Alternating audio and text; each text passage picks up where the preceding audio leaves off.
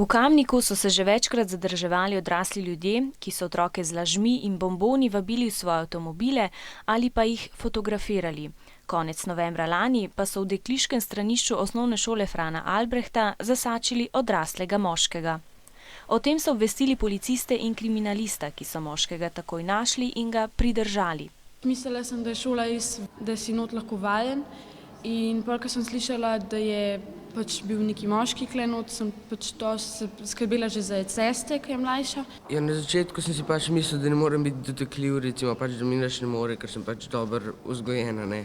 Mi smo dojela, da se to tudi v naši bližini dogaja, in da moramo biti bolj pazljivi. Na osnovni šoli Kamnik so po tem dogodku močno okrepili nadzor nad osebami, ki prihajajo v šolo, imeli so tudi varnostnika. Otrokom pa so svetovali, kako ravnati, če te ogovarja neznanec, zato zdaj vedo.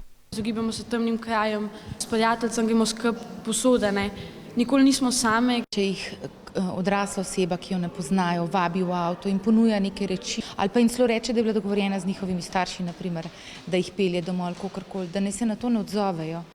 V primeru, da jih ta oseba zasleduje, naj poiščejo takoj eno zatočišče v neki javni ustanovi, kjer se zadržujejo ljudje. Predvsem pa je pomembno, da se o kakršnihkoli neprijetnih občutkih in dogodkih pogovarjate z odraslimi, ki jim zaupate.